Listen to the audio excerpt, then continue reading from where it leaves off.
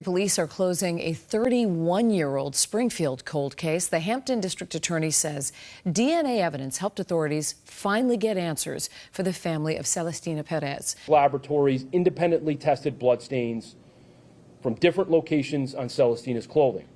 Both identified the same major male DNA profile. A warning to our viewers. What you are about to watch is a true story. The following program contains content that some viewers may find disturbing. Viewer discretion is strongly advised. For 31 years, nobody knew who murdered 24-year-old Celestina Perez, a young mother of 4 whose body was found in a Massachusetts park after a violent struggle. Detectives preserved every piece of evidence they could, but every lead went cold. Then, just days ago, advances in DNA testing finally revealed the truth. The shocking twist? The man responsible had been dead for more than a decade before investigators ever learned his name. If you're new here, hit subscribe right now before we continue, because this channel covers a new solved cold case every single week, and this one was only resolved in the last few days. It's the early morning hours of June 2nd, 1995, in Springfield, Massachusetts, and 24-year-old Celestina Perez is somewhere in the lower Liberty Heights neighborhood as the sky begins to lighten. Celestina is a mother of 4 young children, a daughter, a sister, an aunt, the kind of woman her family would later describe simply as loved. She's part of a close-knit extended family in Springfield's Puerto Rican community, the kind of family where cousins, aunts, and uncles are woven tightly into everyday life. In that community, a woman like Celestina wouldn't have been just a name on a family tree. She'd have been someone's ride to the store, someone's shoulder at a christening, the person who showed up early to help set up folding chairs before a birthday party and stayed late to help fold them back down again. 4 children meant 4 small routines that depended on her every single day. School drop-offs, dinners, bedtime, the 1,000 quiet obligations nobody notices until they're gone. 24 is young to already be raising 4 children, young to already be the center of that many lives at once, and the family she left behind would spend the next 3 decades measuring everything against the version of her they knew at that age. A woman still building her life, still in the middle of it, with no reason to think June 2nd would be any different from every ordinary morning that came before it. What exactly brings her to the area around Gurdon Bill Park in the early morning hours of June 2nd remains one of the details the case never fully resolves, but what happens to her there becomes one of the most painful unsolved crimes in Springfield's modern history. Quick question while we're here, where are you watching from? Let me know your city, state, or country in the comments. Later that morning, 2 men walking through Gurdon Bill Park make a devastating discovery. Celestina's body is found in a ravine near Genesee and Warwick Streets, in the park's lower Liberty Heights section. Investigators piece together, from the physical evidence at the scene, that a violent struggle had taken place, beginning near the top of the ravine and continuing down the slope, suggesting Celestina fought desperately before ultimately being overpowered and dragged to where her body is found. An autopsy determines the cause of death to be asphyxia due to strangulation, combined with blunt force trauma. Investigators collect what evidence they can: blood found on twigs, foliage, and dirt along the slope, buttons believed to have come from Celestina's blouse, and her right shoe, discovered on a nearby path, roughly 4 feet from where her body is located. The physical evidence tells a clear, brutal story of resistance. A woman who fought back hard enough to leave a trail down an entire ravine slope. But in 1995, none of it tells investigators a name. Word spreads through lower Liberty Heights fast that morning, the way it does in a neighborhood where everyone is somebody's cousin or somebody's neighbor. By afternoon, the park that families walk through every day without a second thought has police tape strung between the trees, and the questions that will define the next 3 decades have already started. Who did this? And why has no one seen anything?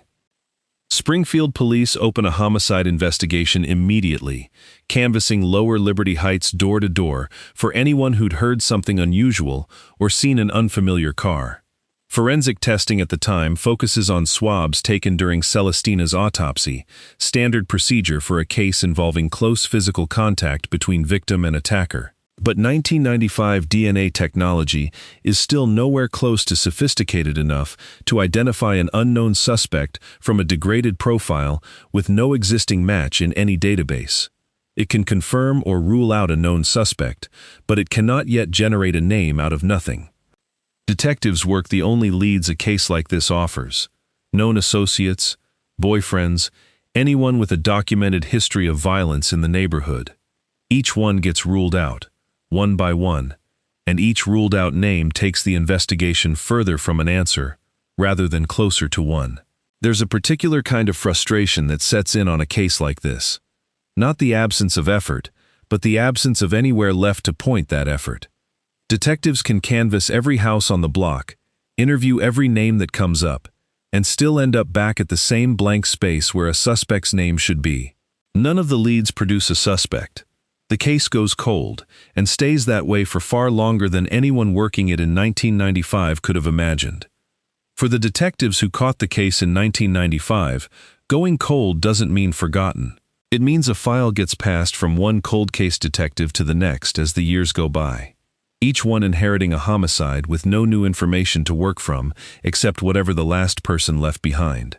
It means a mother of four stays a name in a folder that periodically gets pulled back out, dusted off, read through one more time in the hope that something previously overlooked might finally stand out, and then filed away again when it doesn't. For a case that involves this much documented struggle, this much physical evidence of a woman fighting for her life, the absence of a name to attach to any of it is its own particular kind of injustice.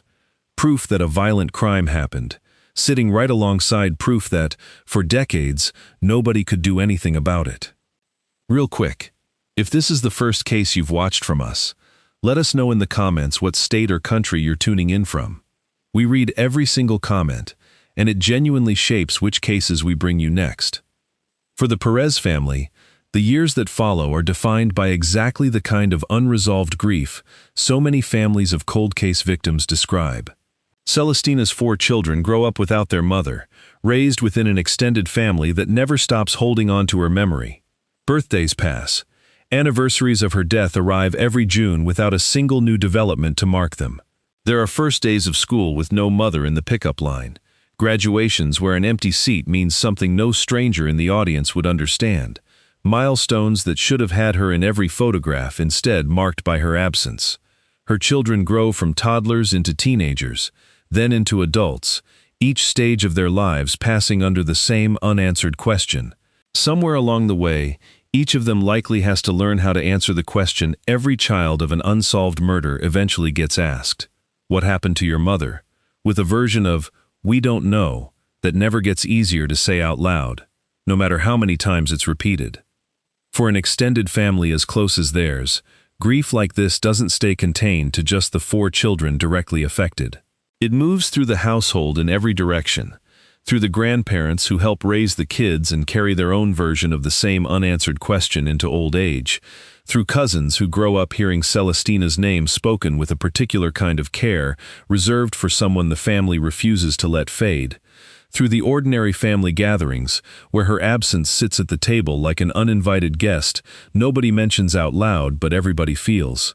31 years is long enough for an entire new generation to be born into a family still waiting for an answer about someone they never got the chance to meet. Her case becomes part of a broader, painful pattern in Springfield's history, one that local faith leader Bishop Talbert W. Swan II and others in the community had specifically worked to ensure isn't forgotten. Celestina's name is placed on the "In Memory of Our Slain Sisters of the Community" monument, a memorial established to honor Black and brown women whose murders had gone unsolved. A public acknowledgement that her case deserved to remain visible, particularly since victims from communities like hers, advocates like Bishop Swan have long argued, don't always receive the same sustained attention as other unsolved crimes. For the Perez family, that monument becomes something close to a substitute for the answer they don't have.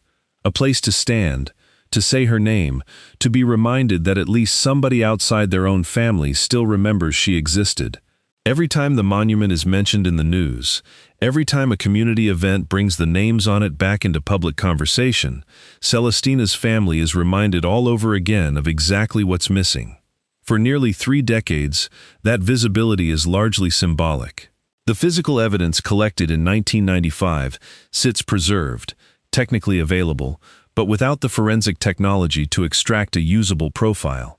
And without the sustained investigative attention, a case competing against newer priorities often struggles to receive. Detectives periodically revisit the file, but for a long stretch, there simply isn't a clear path forward.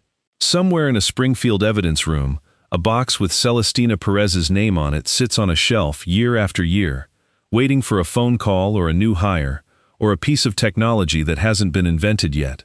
Indistinguishable from dozens of other boxes belonging to other families asking the same unanswered question. An entire generation passes with Celestina's name attached to nothing but a monument and a case number.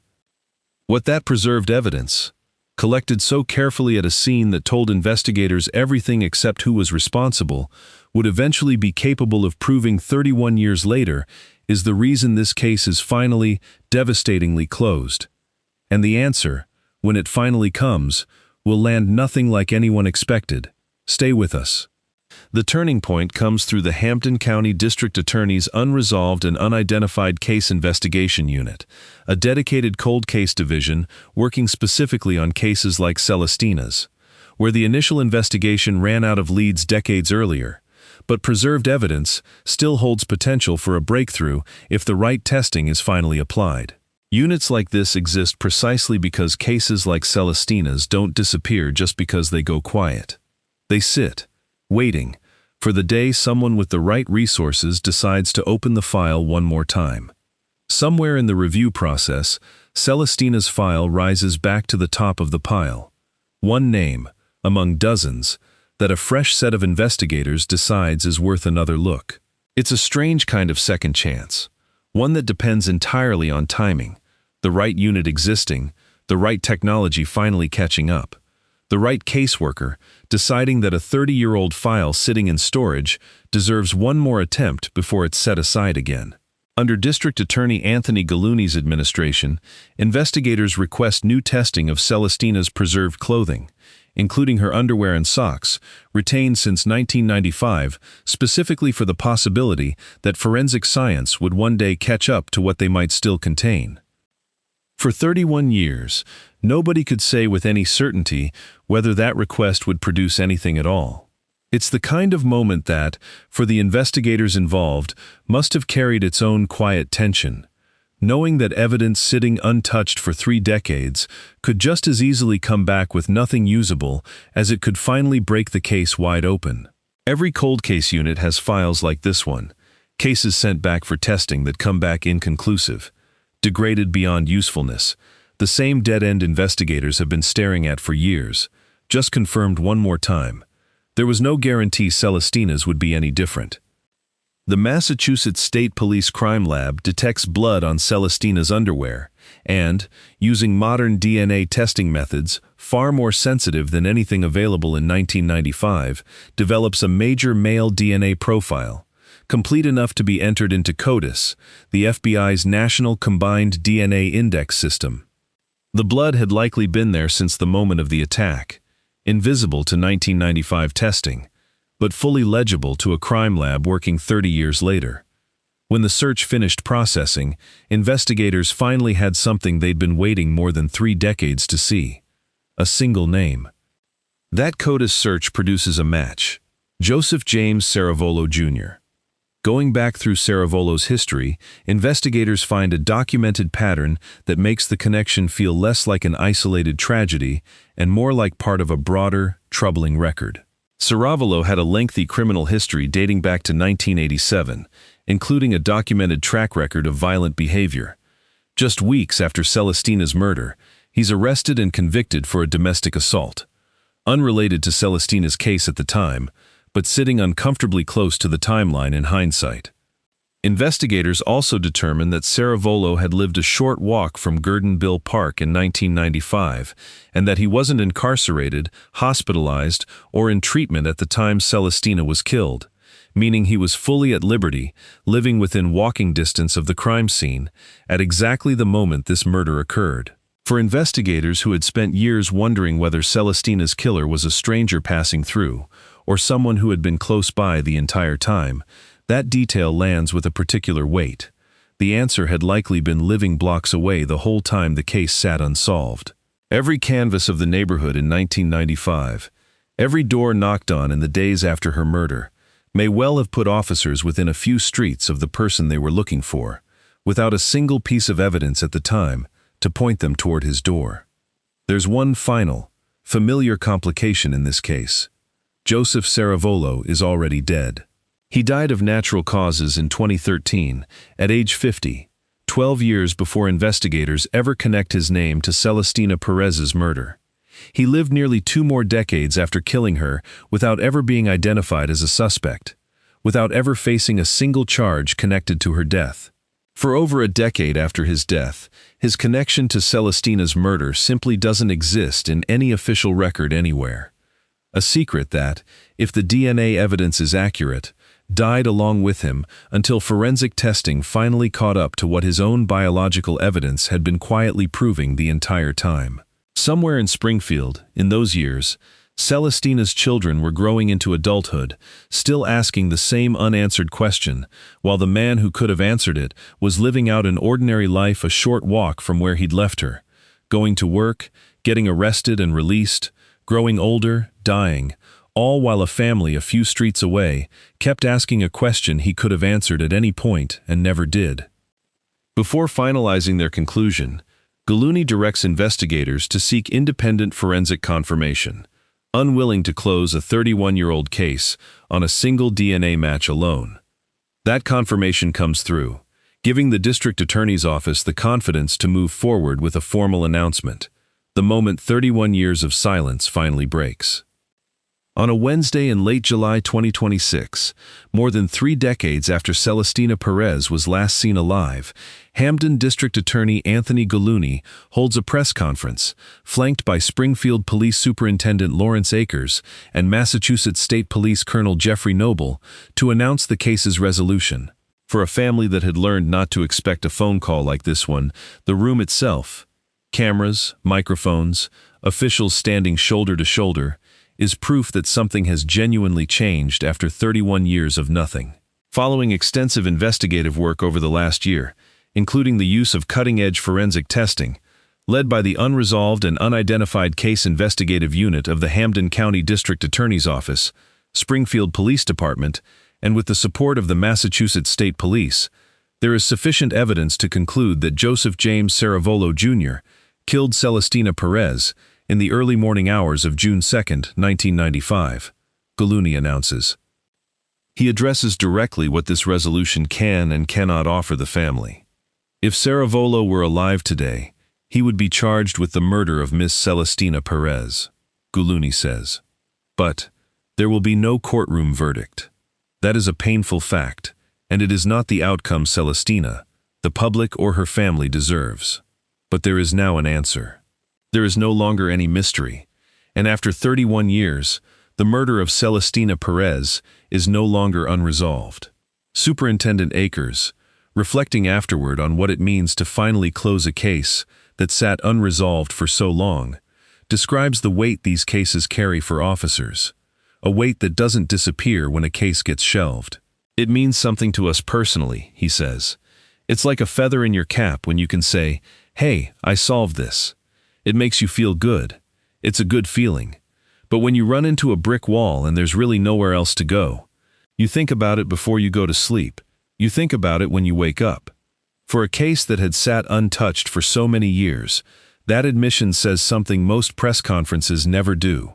That somewhere in the department, someone had carried Celestina Perez's name with them for a very long time. Much of Celestina's family attends the announcement, filling rows of folding chairs the way families do when a moment has been 31 years in the making. Children who never knew their grandmother, cousins who grew up hearing her name spoken with the same careful reverence reserved for someone the family refuses to let fade, all of them present for a moment that, for most of their lives, they had no real reason to believe would ever come. Her nephew, Jose Reyes, speaks on behalf of the family. Today, my family closes a chapter that has been open for 31 years, he says. During all this time we've lived with questions, pain, uncertainty. We never stopped remembering our dear Celestina. Although nothing can bring her back to us, erase the suffering we have lived, or deliver the full accountability in court that should have happened years ago, knowing the truth allows us to take a final step towards justice and begin to find a little peace. His words capture something particular about this kind of resolution, not the triumphant ending most people associate with a solved murder case, but a quieter, more complicated closure that arrives without a trial, without a sentencing, and yet still matters enormously to the people who spent 3 decades without it. For a family that had spent 31 years explaining an absence rather than an answer, even an answer without a courtroom attached to it, is its own kind of arrival. Gurdon credits the dedicated work of the Springfield Police Department, Massachusetts State Police, and his office's cold case unit.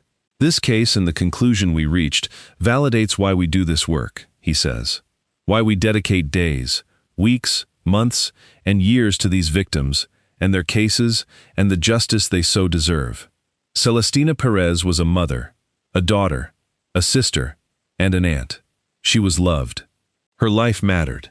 Today, after 31 years, we can finally say that the person responsible for taking her life has been identified. He adds, "Nothing we announce today can return Celestina to the children who grew up without their mother, or erase the grief her family has carried for 31 years. It's an unusually honest note to end a press conference on, an official announcement that doesn't pretend to offer more closure than it actually can, from a district attorney who seems to understand exactly how much weight a name alone can and cannot carry. For the other families whose loved ones' names appear alongside Celestina's on the "In Memory of Our Slain Sisters of the Community" monument, this resolution carries its own significance. Proof that a name honored on that memorial doesn't have to stay permanently unresolved, that decades don't automatically mean a case is beyond saving. For every family still waiting on their own version of this phone call, Celestina's case is, in its own quiet way, a reason not to stop hoping.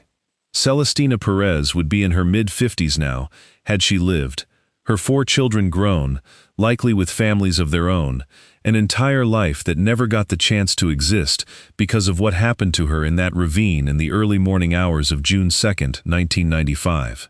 Her family spent 31 years without a name, forced instead to build lives of their own around an absence that never fully resolved itself. What they finally received wasn't a trial, wasn't a sentencing. It was simply the truth.